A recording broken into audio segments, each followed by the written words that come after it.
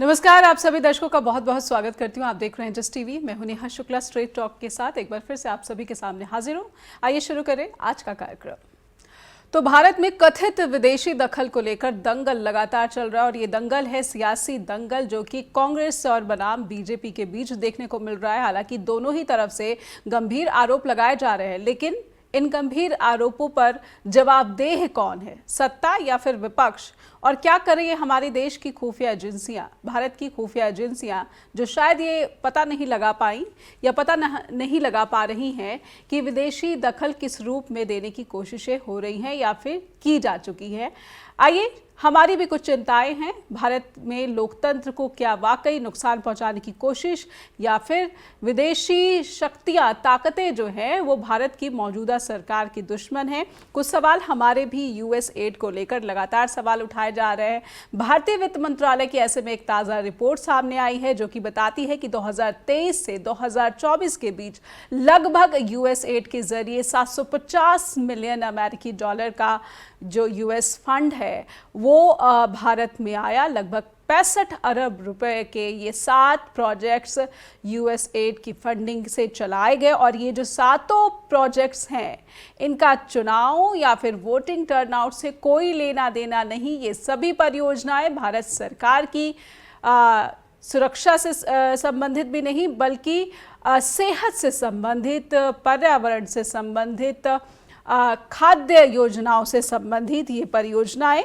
तो सवाल ये है कि विदेश मंत्री बयान देते हैं कि चिंता होती है, चिंता जताते हैं कि कौन से वो लोग हैं जो कि देश में इस तरीके से दखल देने की कोशिश कर रहे हैं या फिर कहीं ना कहीं सरकार को डिस्टेबलाइज करने की कोशिश कर रहे हैं।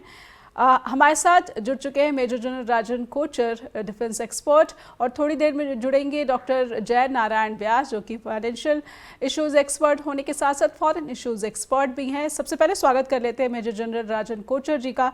राजन सर, बहुत बहुत स्वागत करती हूँ मैं आपका स्ट्रेट टॉक में।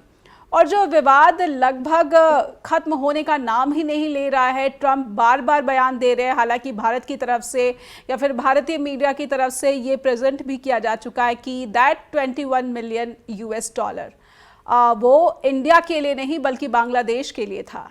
तो भारत सरकार की तरफ से तो ऐसा कोई भी स्टेटमेंट सामने नहीं आया है, ना ही इसका कोई रिफ्यूजल सामने आया है। लेकिन भारत सरकार के मंत्री लगातार इस पर चिंता जता रहे हैं। और डोनाल्ड ट्रंप ने अब तो ये कह दिया कि माय फ्रेंड नरेंद्र मोदी को ये जा रहे हैं 21 मिलियन डॉलर। इन स्टेटमेंट्स को कैसे देख रहे हैं सर? धन्यवाद नेहा जी, आपने इस इम्पोर्टेंट मुद्दे को अपने चैनल में रेज किया है, बिकॉज ये एक far reaching foreign policy instrument है यूनाइटेड स्टेट्स का। और अगर आप इसकी हिस्ट्री में जाएं तो बहुत ज़रूरी है आपके व्यूअर्स को अंडरस्टैंड करना कि ये US agency for international development, ये एड नहीं। सो अगर आप इसका नाम जो यूएस एड लिखा हुआ है, ये आपको एड नहीं दे रहा है, ये पैसे आपको दे रहा है इंटरनेशनल डेवलपमेंट के लिए, और खास तौर पर ह्यूमैनिटेरियन कॉजेस के लिए। जैसे कि अगर साइक्लोन आ जाता है, फैमिन्स आ जाती हैं, कोई एपिडेमिक आ जाता है, और आप पोलियो प्रोग्राम्स के लिए, आपका HIV एड्स के प्रोग्राम्स के लिए इस टाइप। और ये वर्ल्ड में 177 कंट्रीज हैं आज जो ये पैसा यूनाइटेड स्टेट से रिसीव कर रही हैं। तो इसमें भारत अकेला नहीं है। तो इसको ये एस्पेक्ट लाना बहुत पर्सपेक्टिव में बहुत जरूरी है। दूसरा इंपॉर्टेंट है कि ये मोड ऑफ पेमेंट, जब ये फंड ट्रांसफर होगा यूनाइटेड स्टेट से भारत को या किसी भी देश को, वो किस तरीके से ट्रांसफर होगा ये पैसा, तो ये ज्यादातर एक गवर्नमेंट टू गवर्नमेंट मैकेनिज्म है। और बीच में ये भी इंफॉर्मेशन है कि यूएस गवर्नमेंट की तरफ से ये एनजीओज को, जो भारत में एनजीओज हैं, उनको भी दिया जा रहा है। 5-6 एनजीओज का नाम लिया जा रहा है। और पब्लिक कर दिया गया है कि ये एनजीओज ने भारत में पैसा रिसीव किया। जी। तीसरी इंपॉर्टेंट है कि यहाँ पे एक इलेक्शन का मुद्दा आ गया है, क्योंकि ये जो फंड है ये बेसिकली ह्यूमैनिटेरियन के लिए, बट अब ये बताया जा रहा है कि ये इलेक्शन फंडिंग के लिए भी दिया गया है, और इसमें बांग्लादेश का नाम प्रोमिनेंटली आ रहा है। $29 बिलियन बांग्लादेश का एक उसको लास्ट ईयर को मिला है, भारत को 21 मिला है। अब बीच में ट्रंप ने एक स्टेटमेंट ये भी निकाली है कि 18 मिलियन, उसको 21 से ट्रंप ने इसको स्टेटमेंट दिया अगले दिन के 18 मिलियन भारत को दिया जा रहा है। और उसने क्वेश्चन किया है जी। कि ये भारत को क्यों दिया जा रहा है, जब भारत इतना अपना टैरिफ लगाता है 200% का। उसने फिगर बताया कि जो ये अमेरिका से जो सामान आता है उसके ऊपर भारत इतना ज्यादा अपना टैरिफ लगाता है। तो ट्रंप ने ये एक पॉलिटिकल स्टेटमेंट दिया है, भारत को टारगेट किया है, प्राइम मिनिस्टर मोदी को टारगेट किया है उनका नाम लेके जी। और अगर इसकी हिस्ट्री में मैं अगर आप जाऊं तो 2001 से लेके 2024 तक $0.9 बिलियन यूएस एड भारत में आया है, और 41.3% ये जो $2.9 बिलियन का हिस्सा है, 41.3% आया है कांग्रेस की जब गवर्नमेंट थी सरकार में उनके टाइम पे जी, और 47.6% आया है बीजेपी गवर्नमेंट्स के टाइम पे। तो आप इसको लगा सकते हैं कि ये कोई स्पेसिफिक नहीं है कि ये बीजेपी के टाइम हो रहा है या कांग्रेस के टाइम हो रहा है, ये बहुत पहले से हो रहा है। जो इंपॉर्टेंट मुद्दा यहां पे डिस्कस करने वाला है ये कि ये जो फंड आया है और इसको अगर हमने डाइवर्ट किया है इलेक्शंस के लिए, तो भारत में किसने रिसीव किया है जी, कौन सी पॉलिटिकल पार्टी के उसके अकाउंट के फंड में ये गया है, और फिर उसके बाद इसको किस तरीके से इस्तेमाल किया गया। तो अगर आप एक्सटर्नल अफेयर्स मिनिस्टर जयशंकर जी की स्टेटमेंट सुनेंगे तो वो एक साफ एक स्टेटमेंट दिया है कि हम इसको इन्वेस्टिगेट करेंगे। तो I think the people want to know, देश की जनता भी जानना इसको चाहती है कि क्या यूनाइटेड स्टेट्स भारत के इलेक्शन प्रोसेस में इंटरफेयर कर रहा था जी, और ये कोई इतनी छोटी रकम नहीं है, करोड़ों में जाती है रकम। तो क्या ये पैसा भारत में आया इलेक्शन फंडिंग के लिए, इलेक्शन के टाइम या इलेक्शन से पहले, और कौन सी पार्टीज को ये मिला। तो आई थिंक ये 3-4 इश्यूज हैं। अगर एक क्लैरिटी हमको मिलेगी, गवर्नमेंट की तरफ से एक स्टेटमेंट आएगी जी, एक स्टेटमेंट आएगी, और मैं मानता हूं कि नेशनल इंटेलिजेंस एजेंसी NIA को इसमें घुसना पड़ेगा, क्योंकि इसको मेरी इंफॉर्मेशन ये है जी, एक मैं रिपोर्ट पढ़ रहा था इसको कुछ साल पहले, 1-2 साल पहले मैं पढ़ रहा था कि कुछ NGOs हैं भारत में जो यूनाइटेड स्टेट्स से फंडिंग रिसीव करते हैं और एक एजेंडा यूनाइटेड स्टेट्स का सामने रखते हैं कि जितने भी थिंक टैंक्स हैं हमारे, वो प्रो US की बात करें, वो बात को करें कि हमको यूनाइटेड स्टेट्स से हथियार हमको खरीदने चाहिए, हमको यूनाइटेड स्टेट्स से ट्रेड करना चाहिए, और इस टाइप का एजेंडा आगे लेके जाते हैं। ऐसे कुछ थिंक टैंक्स हैं यहाँ पे जी, जानकारी है जिनकी जी, और ये उनकी फंडिंग यूनाइटेड स्टेट्स करता है। तो अगर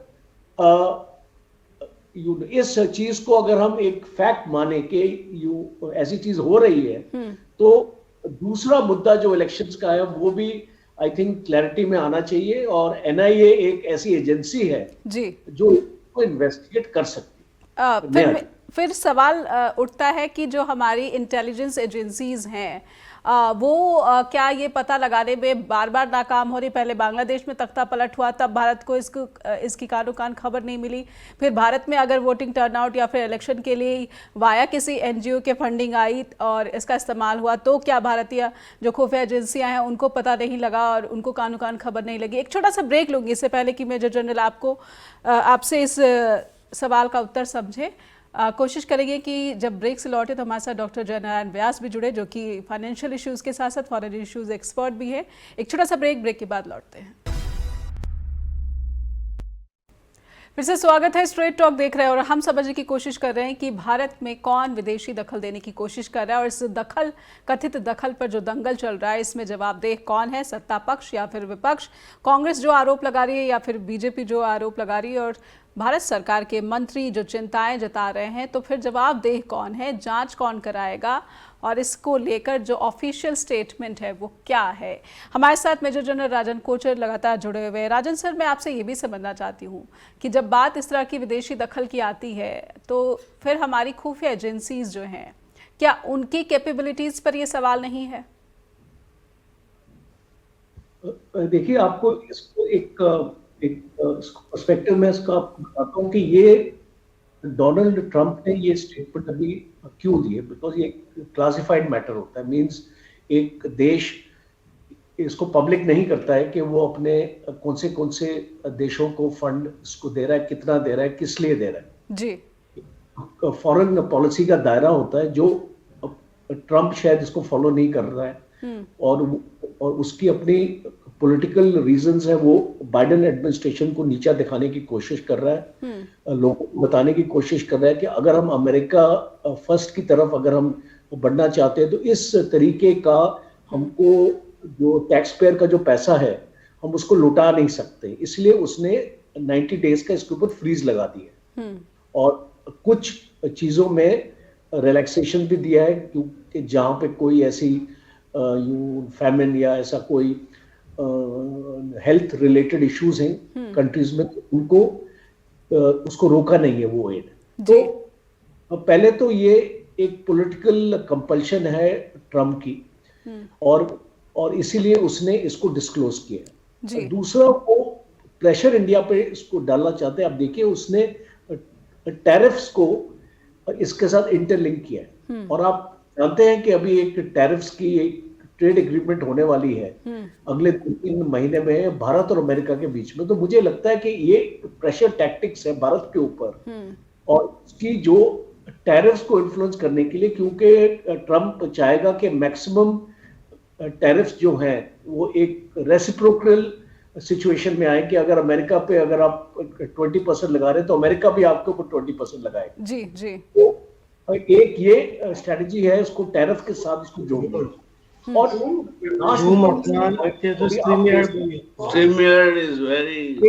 हमारी intelligence agencies why they did not have any information of this earlier. तो मुझे ये लगता है कि उनके पास ये इंफॉर्मेशन होगी, जरूर होगी, बिकॉज ऐसा हो नहीं सकता कि कोई भी एक ट्रांजैक्शन हो और इतने करोड़ों का पैसा अगर आपके देश में आ रहा है तो आपकी एजेंसीज को इसके बारे में जानकारी नहीं होगी। इसको मुझे लगता है उनको उसको पक्का इसका ट्रेल जो है, पैसे का जो ट्रेल है उसकी जानकारी होगी।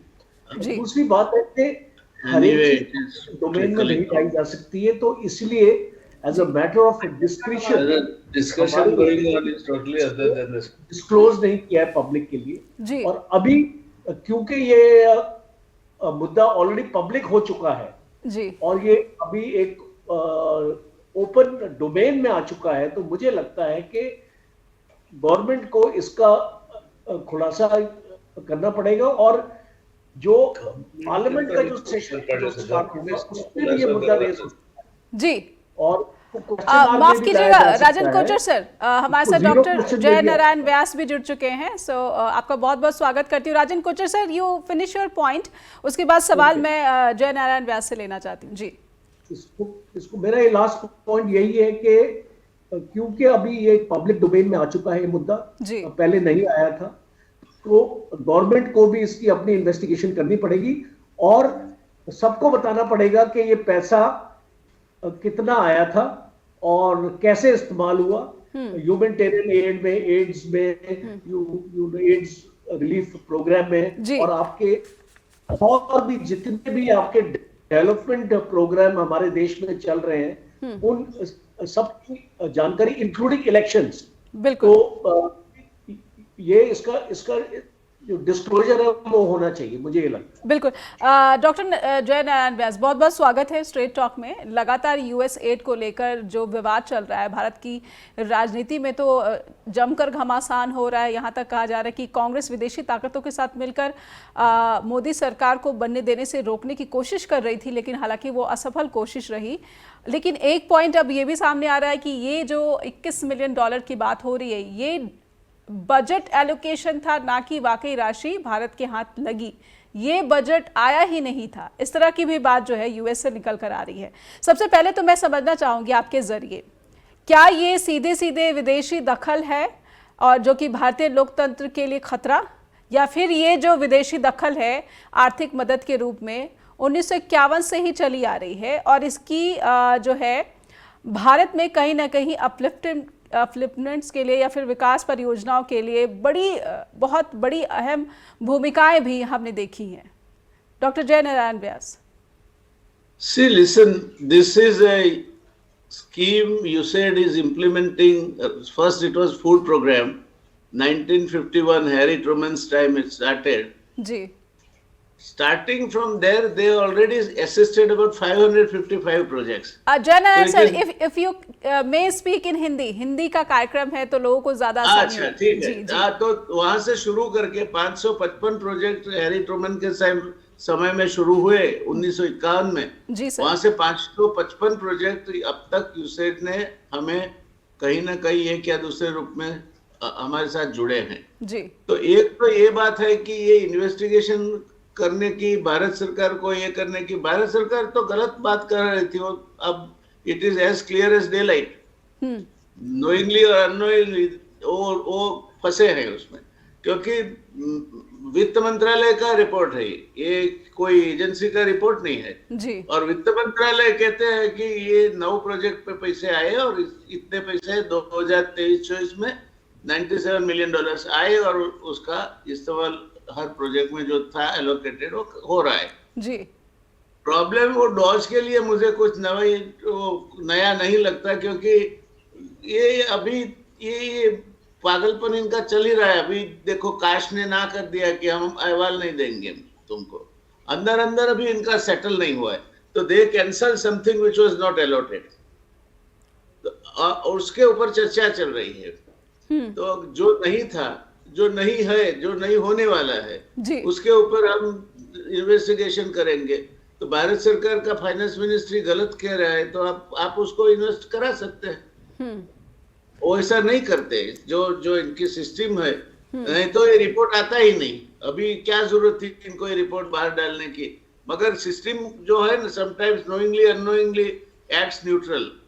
तो ये रिपोर्ट जो मिनिस्ट्री ऑफ फाइनेंस ने बाहर निकाला, अभी इसी समय पे निकला, जी वो अगर सरकार का चलता तो नहीं करने देते। वो तो बिल्कुल लगे हुए थे कि बीजेपी ने के बेनिफिट के लिए पैसे नहीं आए, कांग्रेस के बेनिफिट के लिए आए हैं, ये है वो है।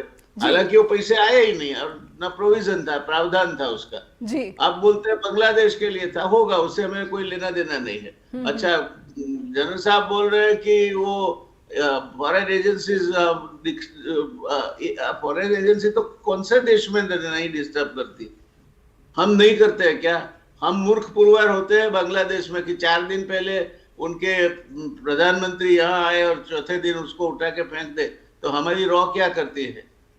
अगर हमारी रॉ पकड़ी जाए, वो अमेरिकन नागरिक को असैसिनेट करने के एफर्ट में, तो हम मूर्ख हैं और देश मूर्ख नहीं है।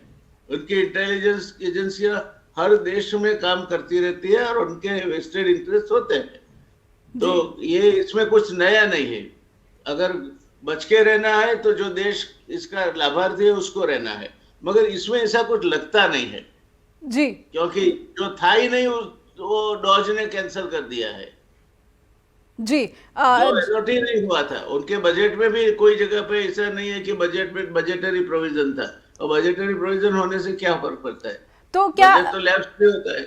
जी, जो था ही नहीं लेकिन ट्रंप उसका शोर मचा रहे हैं, तो क्या यहाँ पर जो ट्रम्प मेजर जनरल ये कह रहे हैं कि कहीं ना जी, कहीं टैरिफ से जुड़ा हुआ ये मसला हो सकता है कि भारत। ना ना ना ना, हर चीज को ट्रम्प का तो दिमाग खत्म हो गया है। जी उसको ट्रम्प को कोर्ट करके उसको कनाडा जैसी ट्रीटमेंट मिलनी चाहिए, वो हिम्मत है ही नहीं हमारे में। अब जबकि आपको नहीं बुलाया था वहां, तो आप दौड़ के भाग के अब उसको 20 जनवरी को चार्ज लेता है और 12 फरवरी को आप मिलने पहुंच जाते हैं। क्या आपका हेतु क्या था वहां जाने का? क्यों गए थे? किसके लाभार्थ में गए थे आप? जी तो ये देखिए, there is lot of question और ऐसे शक के लिए काफी जगह है भारतीय प्रधानमंत्री के लिए भी। ठीक है, मैं उनके ये उस स्टेटमेंट का मतलब भी समझूंगी जिसमें डोनाल्ड ट्रंप ने my friend Modi 21 million going to my friend Modi why इस तरह का सवाल पूछा है। इसके क्या मायने और निकाले जा सकते हैं, और इसमें भारत सरकार की तरफ से अभी तक कोई भी औपचारिक स्टेटमेंट बयान क्यों नहीं सामने आया है? एक छोटा सा ब्रेक लूंगी, इस ब्रेक के बाद लौटते हैं। हमारे साथ मेजर जनरल राजन कोचर और डॉक्टर जय नारायण व्यास जुड़े हुए हैं। छोटे से ब्रेक के बाद लौटते हैं। फिर से स्वागत है, आप देख रहे हैं स्ट्रेट टॉक। सीधी सीधी बात हम ये समझने की कोशिश कर रहे हैं कि my friend Modi 21 million going to my friend Modi why Donald Trump फिर से पूछ रहे हैं, जबकि बार बार भारत की तरफ से, लगभग जो भारतीय मीडिया है उसकी तरफ से ये बताने की कोशिश की गई कि जिन 21 मिलियन डॉलर की बात डोनाल्ड ट्रंप कर रहे हैं वो असल में भारत के लिए नहीं बल्कि बांग्लादेश के लिए एलोकेट हुई थी, जिससे एलॉन मस्क की डोज जो है उसने रोक दिया था, उसको सस्पेंड कर दिया था। हमारे साथ जय नारायण व्यास और मेजर जनरल राजन कोचर जुड़े हुए। जय नारायण जी, शुरुआत में आपसे ही करती हूँ ब्रेक के बाद। इस जो ताज़ा स्टेटमेंट है डोनाल्ड ट्रंप का, इसको और कैसे देखा जाना चाहिए? क्योंकि अभी तक अगर जयशंकर जी बयान देते हैं या फिर बीजेपी के जो अन्य नेता हैं, मंत्री हैं, वो बयान देते हैं, लेकिन इस बयान के बाद कोई औपचारिक बयान नहीं आया। कम से कम भारत सरकार की तरफ से कोई स्टेटमेंट आना चाहिए था। देखिए, मेरा एक सीधा प्रश्न है जी, और जनरल साहब को भी है कि मिनिस्ट्री ऑफ फाइनेंस किसके अंडर में आता है?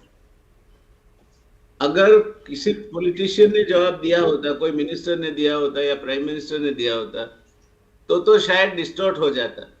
जी, ये लोगों ने तो जस का तस जो आंकड़े हैं वो रखे हैं। अगर उनको पूछा होता तो ये रिपोर्ट ही नहीं बाहर आता। तो this is official statement of the government of India. Ministry of finance से ज्यादा बढ़ के कौन सा स्टेटमेंट चाहिए आपको? ठीक है जी। तो इसमें तो मुझे कोई तकलीफ नहीं है। तकलीफ उसमें भी नहीं है क्योंकि हमारे पास पैसे आए ही नहीं है। कुल मिला के 7 प्रोजेक्ट 97 मिलियन डॉलर तो इसमें आए हैं, which is certified by the ministry of finance. जी, अब उनके अंदर कुछ गड़बड़ है।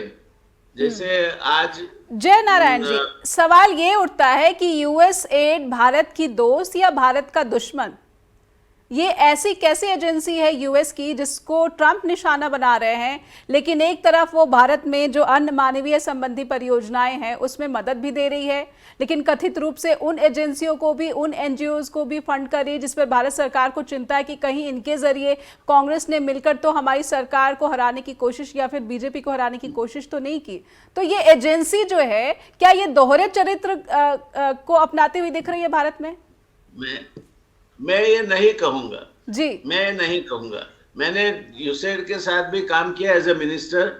उनकी योजनाएं भी देखी है, साइट पे भी गया हूं, उनके रिपोर्ट्स प्रेजेंटेशंस भी देखे हैं। जी, हो सकता है कहीं अगर कोई इक्का दुक्का केस में कहीं ये लोगों के भी इंटरेस्ट रहे हो, बट बाय एंड लार्ज उसमें 50% तो लोग हमारे यहाँ से डेपुटेशन पे जाते हैं, इंजीनियर्स वगैरह जो है। जी, तो ऐसा नहीं लगता है।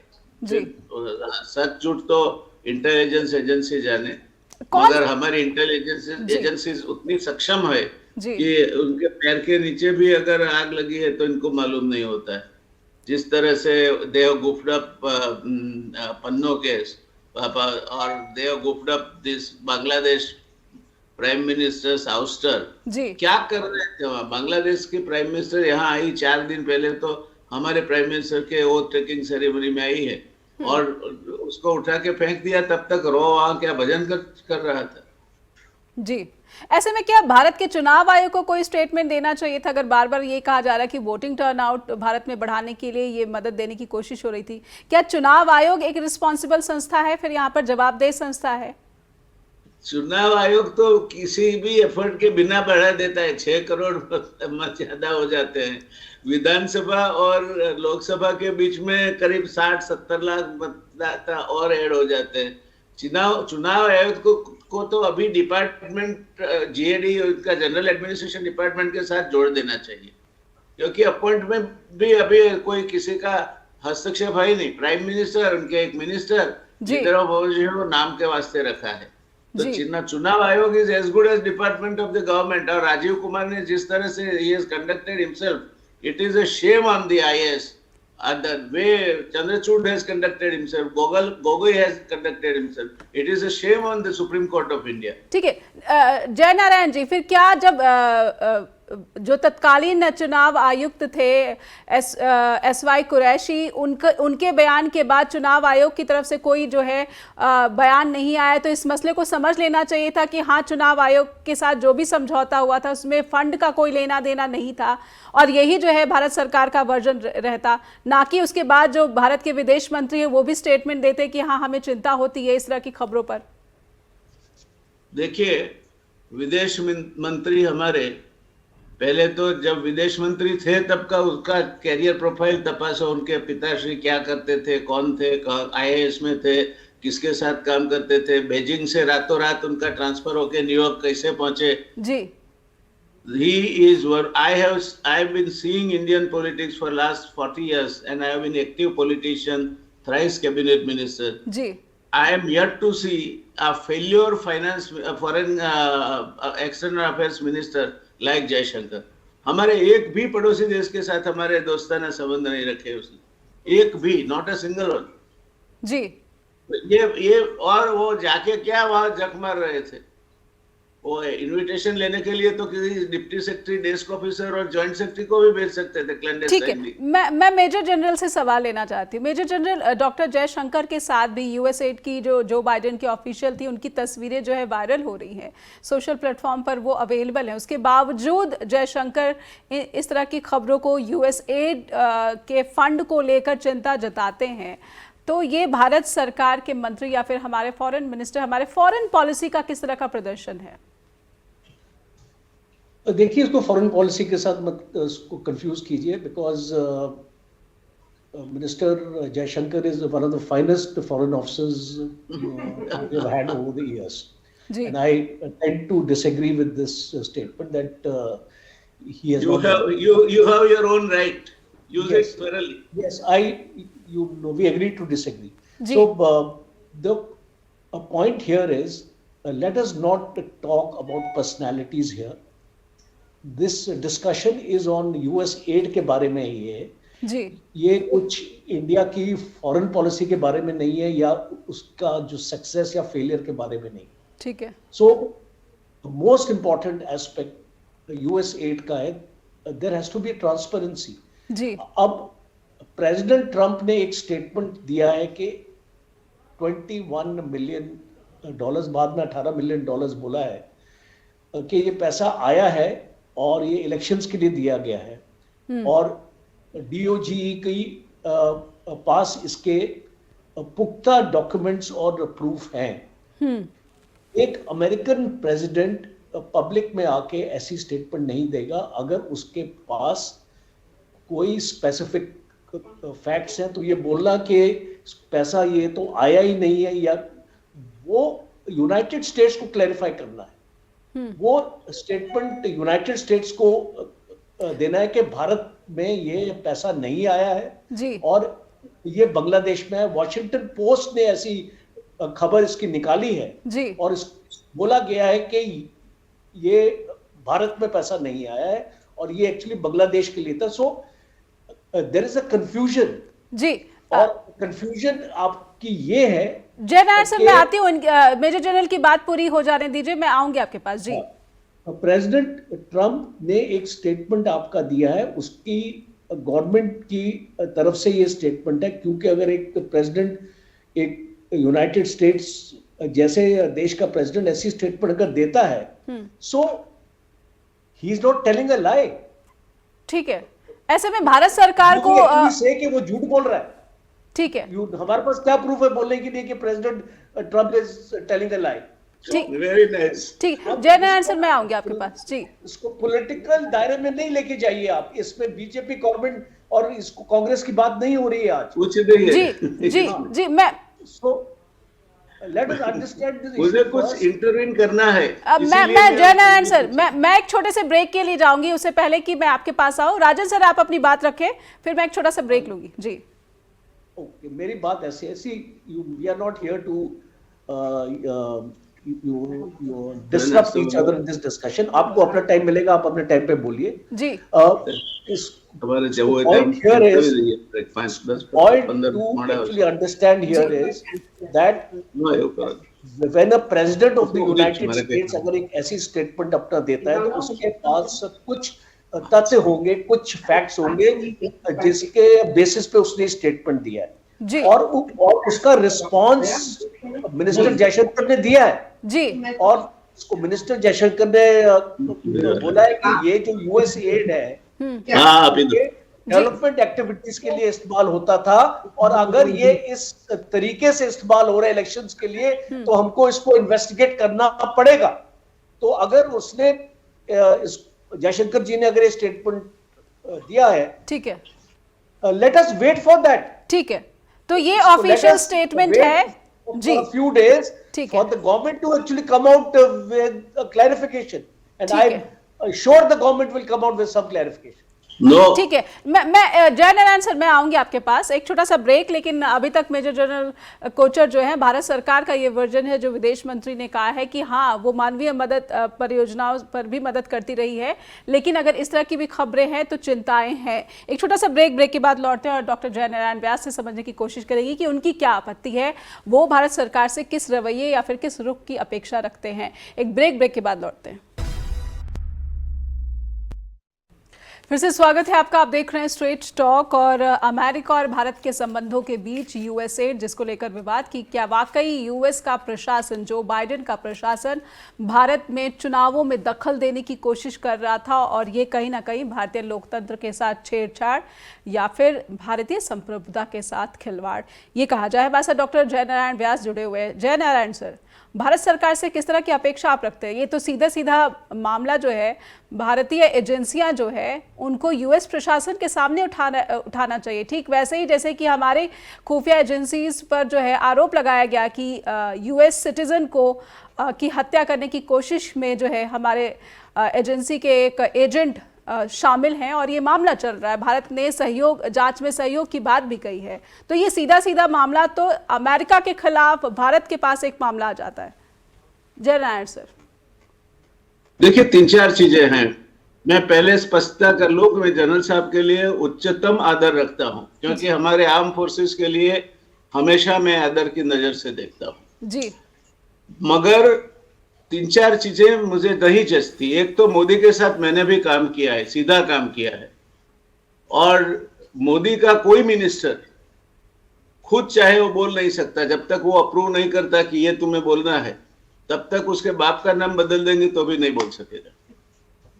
तो एक तो ये बात है, जयशंकर कहता है, जयशंकर का ही वर्षन है, फर्स्ट थिंग। दूसरी बात कि आप ये रटे जा रहे हो कि ये ट्रंप ने ये कहा, उसने ये कहा, उसने वो किया।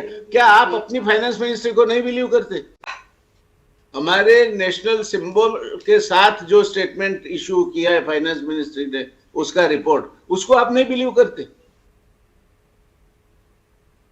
They have made absolutely clear as far as the money came, money went. अब तक कितने पैसे आए, कितने प्रोजेक्ट्स में आए, 17 बिलियन रुपीस कहाँ गए, 555 प्रोजेक्ट्स में आए, सब उन्होंने दिया है अकाउंट। तो हम उनको नहीं बिलीव करेंगे? एंड एक drunkard like Trump, who is a person who has no sense of what he is talking, उनको बिलीव करेंगे हम? तो उनके साथ कैसे डील करने चाहिए? जैसे कनाडा ने डील किया कि आओ बेटे, वहां जाके अभी 1 महीना 20 जनवरी को चार्ज लेते हैं, आप भागे भागे गले मिलने दौड़े जाते हैं। क्या उसका आधा तो मंत्रिमंडल, वो सेक्रेटरीज नहीं अपॉइंट हुए।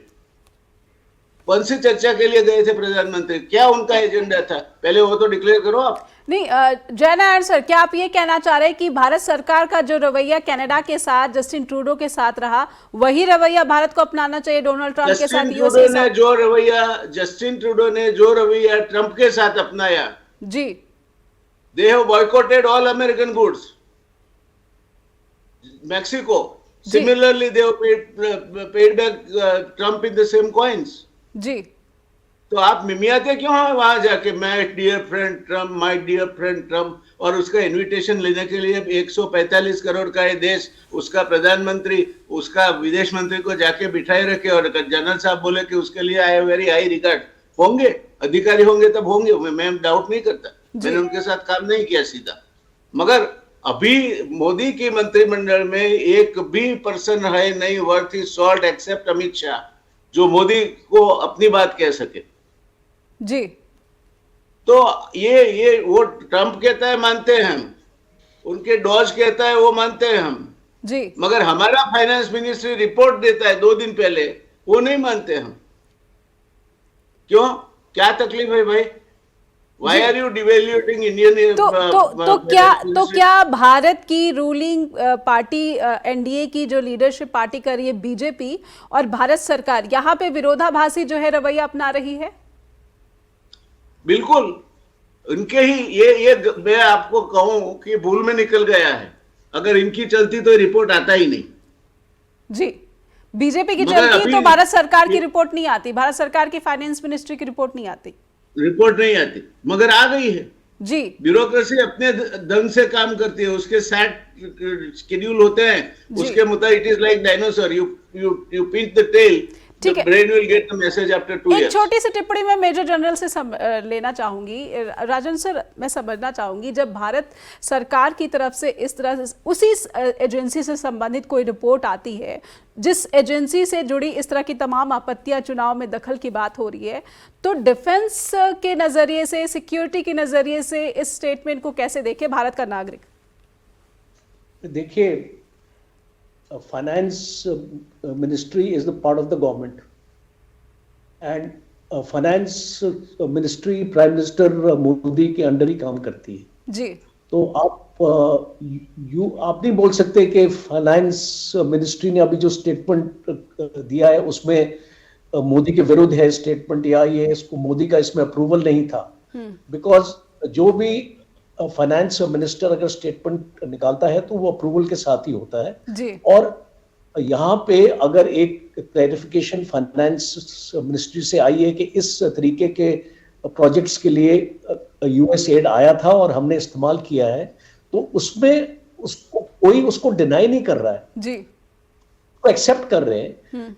बट हमको ये चीज का भी क्लैरिफिकेशन चाहिए कि अगर आपके पास तकरीबन इसको काफी $721 मिलियन जो मेरे पास इंफॉर्मेशन है वो हेल्थ इनिशिएटिव्स के ऊपर ये पैसा आपका खर्च हुआ है जी। साथ साथ एक चीज और बताई जा रही है कि जो $21 मिलियन है वो आपका इलेक्शन की फंडिंग के लिए इस्तेमाल हुआ है।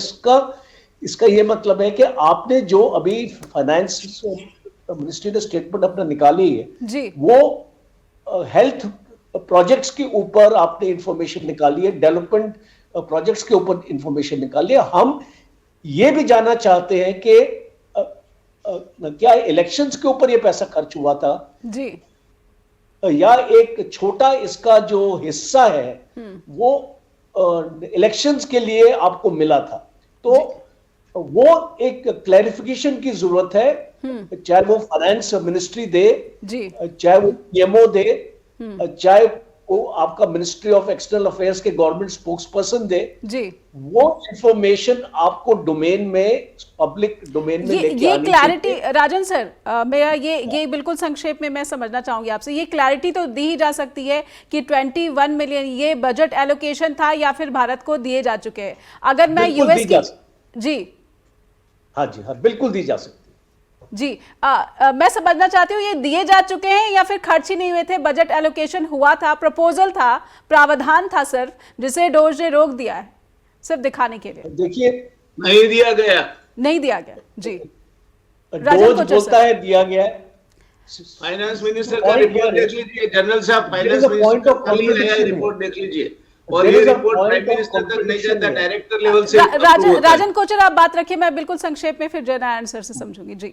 There is a point of contradiction here between the stand of the US government and the stand of the Indian government. जी तो अगर जैसे जयनारायण जी बोल रहे हैं कि it was only budgeted but it was not given, जी तो government of India should also say yes, so we did not receive it. बिल्कुल जी। तो दैट इज माय पॉइंट। हाँ, फिर इस स्टेटमेंट में देरी क्यों? इस स्टेटमेंट में देरी की वजह क्या? क्योंकि डोमेस्टिक पॉलिटिक्स में इसका फायदा हो रहा है? जयनारायण सर, चुनाव तो कहीं भी नहीं दिख रहे, आसपास कहीं है ही नहीं भारत में। ये फायदा गैर फायदे की बात नहीं है, रूटीन है। ये लोग कुछ एक्सरसाइजेज एनुअल, अभी मार्च आ रहा है जी तो एनुअली रूटीन करते रहते हैं। तो this is part of the routine work, it doesn't go to finance minister even, it is some directors desk where it is clear. ये ठीक है। रूटीन प्रोजेक्ट, इसका फैक्चुअल रिपोर्ट है, दैट्स ऑल। नंबर 1। नंबर 2 कि एक दफा गलती हो, 2 दफा गलती हो, जी 3 दफा गलती हो, यूएस कितना टाइम गलती करेगा? यूएस गलती नहीं कर रहा है। और अगर वो गलती करके ये भी कहे, जी एलोन मस्क ये कहता है कि F-35 ji is not worthy of the money and not worthy of any military purpose, तो आप उसको नहीं तो मानते। काउंटर आप भारत की तरफ से काउंटर नहीं आ रहा है, आप ये कहना चाह रहे हैं? समय समाप्त हो गया है भारत की आएगा तरफ ही से। नहीं, आएगा ही नहीं। there is a vested interest on the part of the present government. ठीक है, समय समाप्त हो गया है। बहुत बहुत धन्यवाद करना चाहूंगी डॉक्टर जयनारायण व्यास आपका भी, और मेजर जनरल राजन कोचर आपका भी, कि आपने समय दिया, स्ट्रेट टॉक के साथ जुड़े। हम अपने दर्शकों पर छोड़ते हैं कि 21 मिलियन डॉलर, जिसके बारे में ये कहा जा रहा था कि उस राशि के जरिए भारत में जो चुनाव है, वोटिंग फीस भी बढ़ाने की कोशिश हो रही थी, लेकिन एक धड़ा है वो कहता है कि शायद बीजेपी को हराने की कोशिश कर रही थी और इस कोशिश में कांग्रेस शामिल थी, इसीलिए राजनीतिक घमासान तो चल रहा है। लेकिन इस बीच वित्त मंत्रालय की जो रिपोर्ट आई है वो कहती है कि हाँ, भारत में 2023-24 में लगभग 750 मिलियन यूएस डॉलर जो है वो खर्च हुए हैं। तो फिर ये सवाल अभी भी क्यों बना हुआ है? आप अपनी राय हमें लिखकर भेजिए info@justbroadcasting.com और neha@justbroadcasting.com पर भी जुड़े रहिए जस्ट टीवी पर। नमस्कार।